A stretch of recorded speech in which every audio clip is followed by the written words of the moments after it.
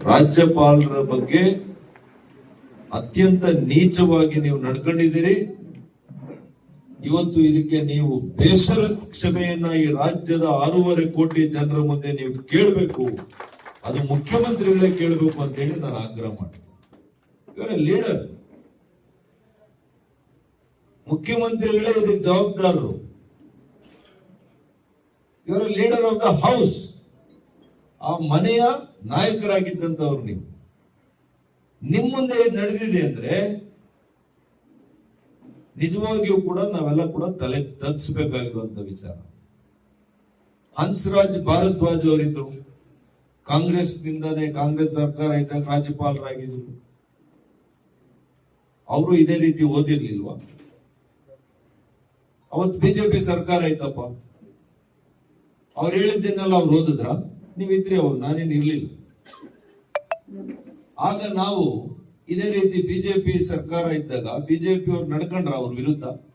ಯಾರು ನಡ್ಕೊಂಡ್ಲಿಲ್ಲ. ಇದೇನು ಮೊದಲು ತಿಳ್ಕೊಂಡು ವ್ಯವಹರಿಸ್ಬೇಕು. ಇವ್ರಿಗೆ ಏನ್ ಬೇಕೋ ಅದು ಮಾಡಕ್ ಕೊಟ್ಟಿದ್ದಾರೆ. ಹಾಗಾಗಿ ನಮ್ಮ ಕಾರ್ಯಕರ್ತರು ವಿಶೇಷವಾಗಿ ನಾನು ಮನವಿ ಮಾಡ್ತೇನೆ, ವಿಬಿಜಿ ರಾಮ್ಜಿ ಅನ್ನುವಂತ ಕಾಯ್ದೆ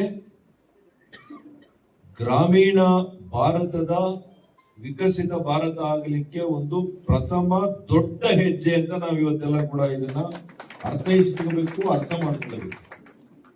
ನಾವು ಮುಂದೆ ಬರುವಂತ ದಿನಗಳಲ್ಲಿ ನಮ್ಮ ಮಂಜುನಾಥ್ ಗೌಡ್ರಿಗೂ ಕೂಡ ನಾನು ಮನವಿ ಮಾಡ್ತೇನೆ, ನಿಮ್ ಕ್ಷೇತ್ರಗಳಲ್ಲಿ ಮುನ್ಸ್ವಾಮಿ ಅವರು ಎಲ್ಲರೂ ಕೂಡ ಇದನ್ನ ನಾವು ಅನೇಕ ರೀತಿಯಲ್ಲಿ ಜನಸಾಮಾನ್ಯರಿಗೆ ವಿಬಿಜಿ ರಾಮ್ಜಿ ಕಾಯ್ದೆಯ ಉಪಯೋಗಗಳೇನು, ಇದರಿಂದ ಸುಧಾರಣೆಗಳೇನಾಗ್ತಾ ಇದೆ, ಯಾವ ರೀತಿ ಉತ್ತಮ ಆಗ್ತದೆ ಅನ್ನೋದ್ರ ಬಗ್ಗೆ ನಾವು ಇನ್ನಷ್ಟು ಅರಿವು ಮೂಡಿಸುವಂತ ಕಾರ್ಯಕ್ರಮ ನಾವು ಎಲ್ಲ ನಮ್ಮ ಪಕ್ಷದಿಂದ ನಾವು ಮಾಡಬೇಕು ಅಂತ ಈ ಸಂದರ್ಭದಲ್ಲಿ ಹೇಳ್ತಾ, ಮತ್ತೊಮ್ಮೆ ಇವತ್ತು ಎಲ್ಲ ಮುಖಂಡರಿಗೆ, ವಿಶೇಷವಾಗಿ ನಮ್ಮ ಮಂಜುನಾಥ್ ಗೌಡ್ರು, ನಮ್ಮ ಅಧ್ಯಕ್ಷರು ಎಲ್ಲ ಕೂಡ ಈ ಕಾರ್ಯಕ್ರಮಕ್ಕೆ ನನ್ನನ್ನು ಆಹ್ವಾನ ಮಾಡಿರೋದಕ್ಕೆ ವಿಶೇಷವಾಗಿ ನಿಮಗೆ ವಂದನೆಗಳನ್ನು ತಿಳಿಸಿ ನನ್ನ ಮಾತು ಮುಗಿಸಿ